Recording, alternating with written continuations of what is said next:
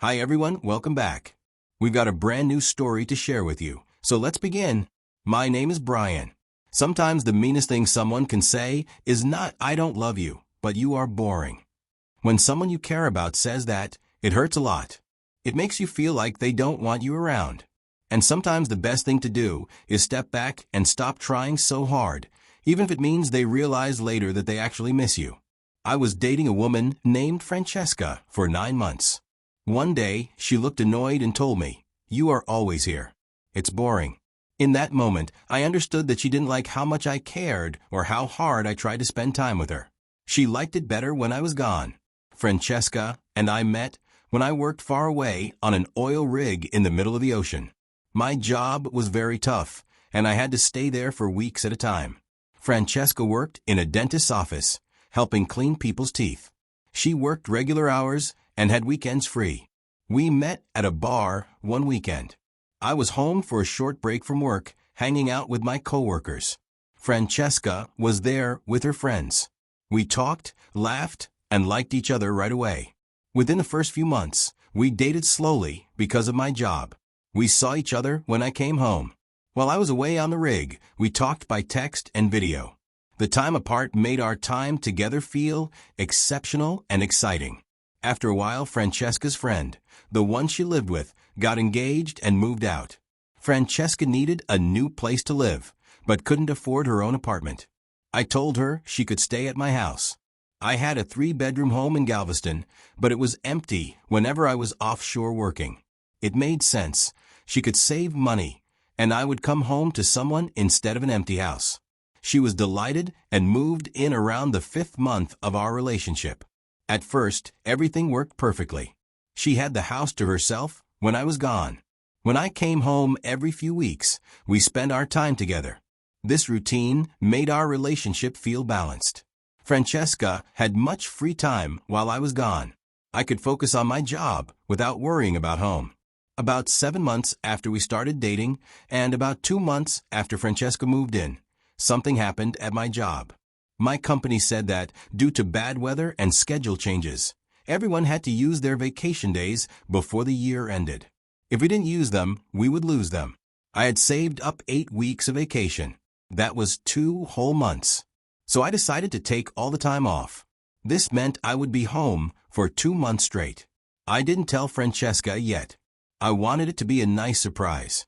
I thought she would be happy that I wouldn't be leaving for weeks like I usually did. I imagined we would finally spend real time together and make our relationship stronger. When I came home with the news, I told her with a big smile, almost as if I were giving her a gift. "Guess what? I have 8 weeks off. We can finally spend time together." But her reaction surprised me. She smiled and said, "Oh, that's great," but her voice didn't sound happy like I had imagined. I didn't know what to make of it initially, but I didn't think much of it back then. I tried very hard to be a good boyfriend. I asked her what she wanted to eat, so that I could prepare it before she came home from work. I suggested fun things we could do together when she is off work. I checked on her often and tried to talk with her. I wanted to show her I cared in every way that I could. But almost right away, Francesca seemed to be annoyed with my gestures. The little things I seemed to be doing made her upset.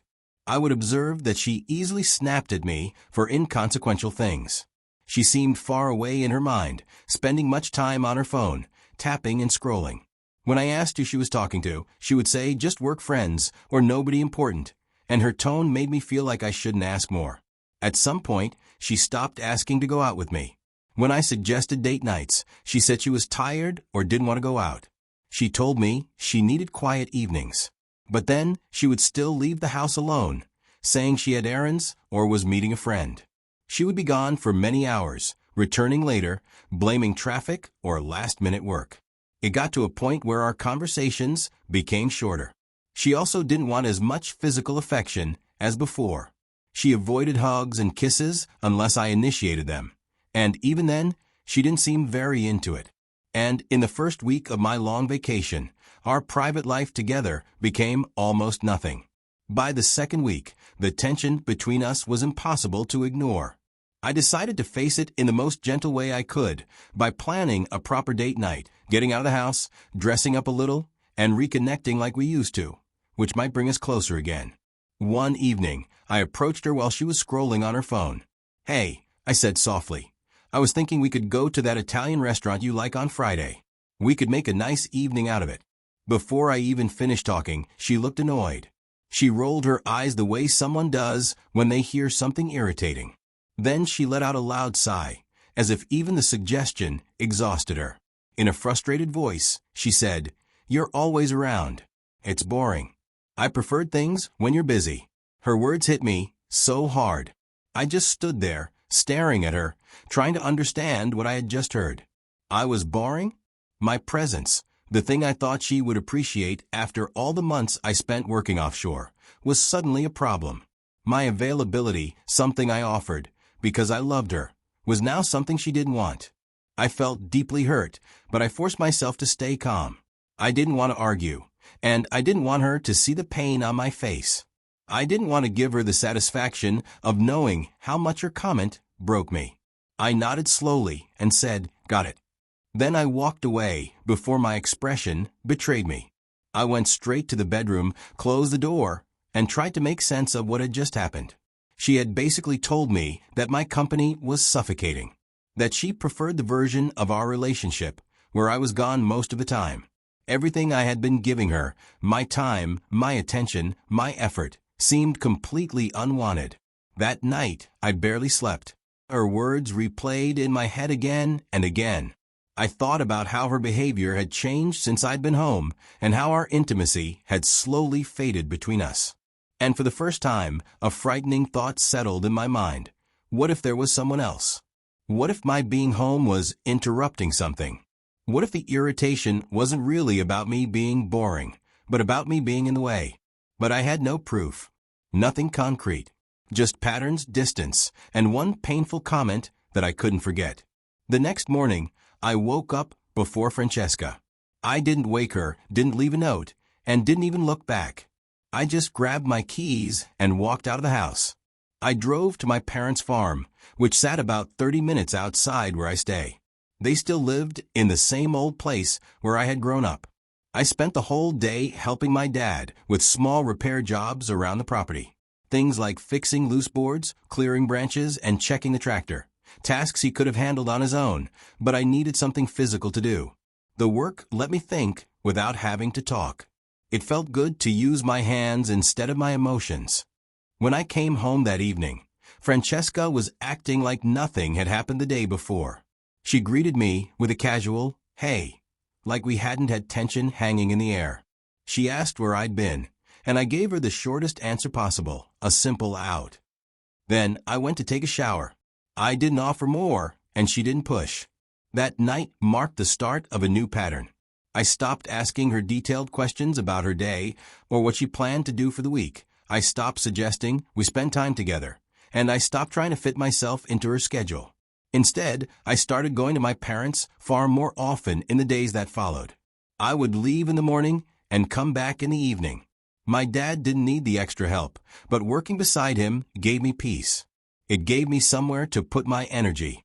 On days I wasn't at the farm, I returned to the gym. I had let my workout routine slip because of my job, but now I threw myself back into it. I spent 2 or 3 hours lifting, running, sweating, anything to clear my head.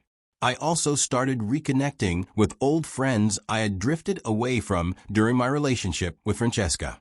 Some of the guys I grew up with who still lived in town. I met them for beers, went fishing, or just hung out. Something I hadn't done in a long time. It felt good and normal. I stopped telling Francesca my comings and goings unless she directly asked. I would leave the house quietly, and I would come back without explaining where I'd been. I gave her the same level of communication she had been giving me. At first, she seemed relieved. Her irritation faded. She seemed happier that I wasn't always around anymore. It looked like she thought I had finally listened to her complaints and adjusted myself. But after about another week, her attitude changed. She started watching me more closely, started paying attention to the times I left, and when I came back. Then she began asking questions like, "Are you okay? You seem distant. Where are you going? You've been out a lot lately. Why are you coming home so late?" She asked them casually, pretending she wasn't bothered. But I could hear the shift. Curiosity mixed with something else, something like insecurity. That's when the realization that I hadn't been clingy came to me. I had simply been present and available, someone who offered time and attention freely. Now that I wasn't offering it anymore, she was getting a taste of what distance felt like. And she didn't like it. As more weeks go by, she suddenly started suggesting we do things together on the weekend. She brought up-to-date ideas, the same types of plans she had brushed off when I suggested them. But when I told her I already had plans, she complained. "You're never around anymore. I thought you were home on leave." The irony was unbelievable.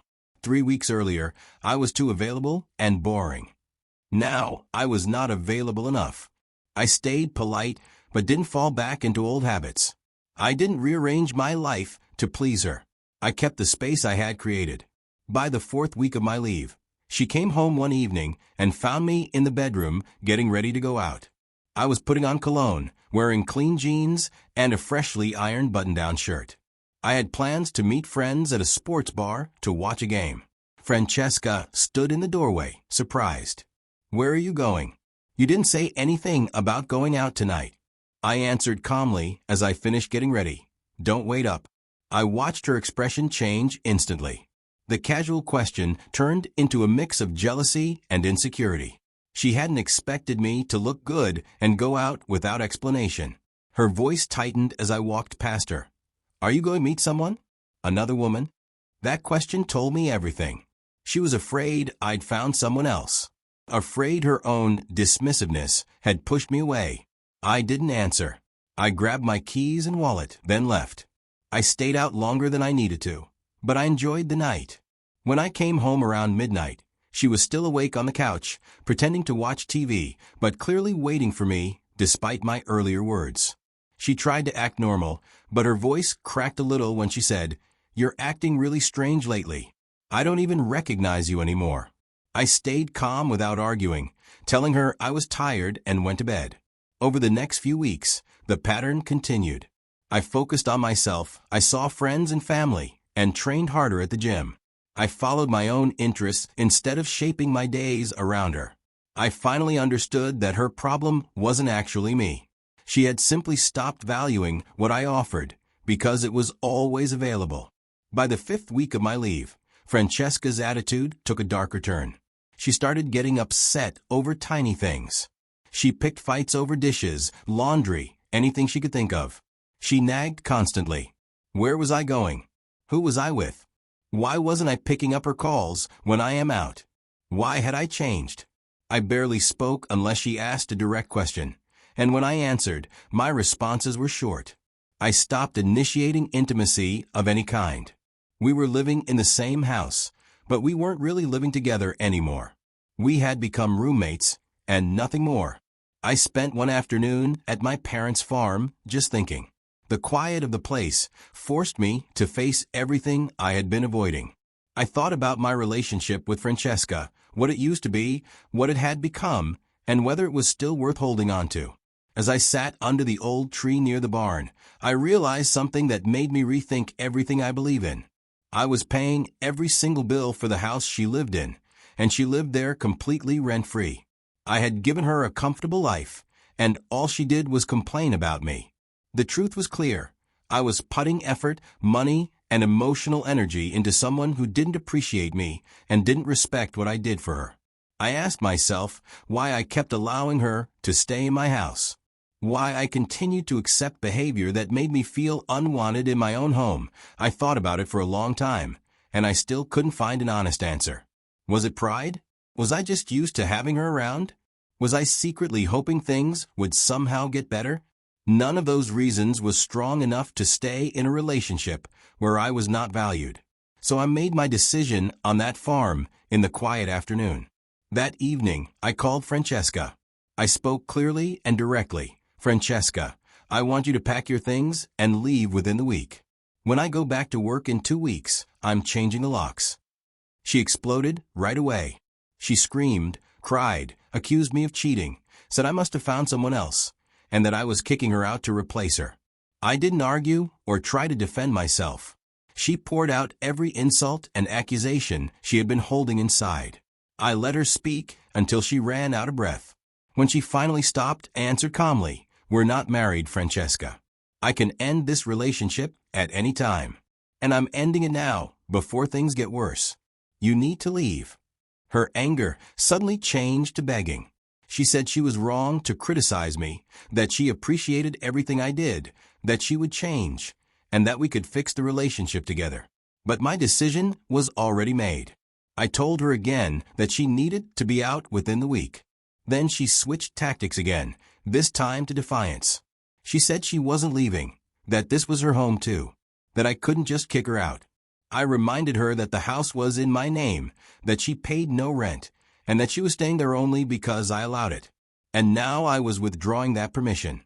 She refused to accept it, insisting she wasn't going anywhere. I didn't push the argument. I walked away from the conversation. Over the next several days, she acted as though none of it had happened. She stayed in the house, as if everything were normal, as if ignoring my decision would somehow erase it. I let her think whatever she wanted. Meanwhile, I quietly prepared my own plan. A little over a week later, the day before I had to leave for the oil rig, Francesca went out to meet a friend. I assumed she believed I had softened, that she had won, and that I would let her stay. The moment she left, I called a locksmith. He came within the hour and changed every lock, front door, back door, and garage. He gave me a new set of keys, ones Francesca had never seen. It cost a few $100s for the emergency service, but it was worth every cent. He finished before Francesca returned around.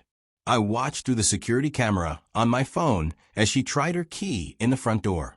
I saw the confusion on her face when it didn't work. She tried again, then checked her key, as if she had picked up the wrong one. She went to the back door, same result. She called me. I didn't answer. Then she texted, "The locks don't work. Did something happen? Are you home?" I ignored the messages as I watched her calmly stand on the porch, not sure what to do. She knocked. She called again, then texted more aggressively, "Brian, this isn't funny. Let me in." I didn't respond. Eventually, she realized what had happened. This wasn't a mistake or a joke. I had locked her out on purpose. She waited on the porch for about an hour, sitting on the steps, calling and texting every few minutes. Maybe she thought I would feel sorry for her and open the door. I didn't. Finally, she left. Probably went to stay with a friend. I didn't care where.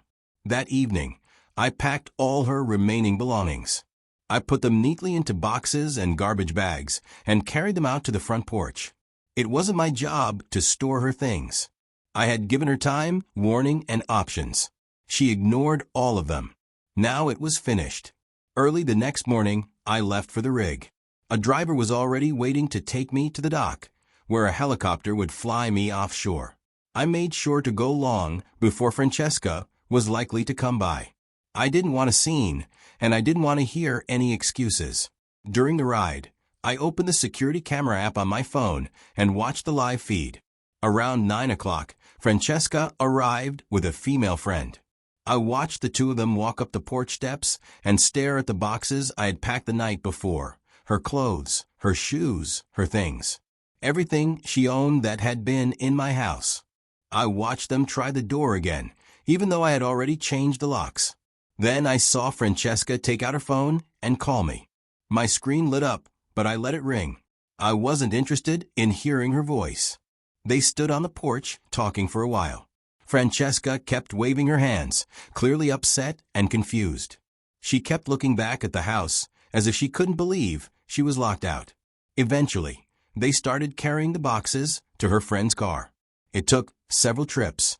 Francesca called me more times while they were loading everything, but I ignored every call. When the porch was finally empty, they got back into the car.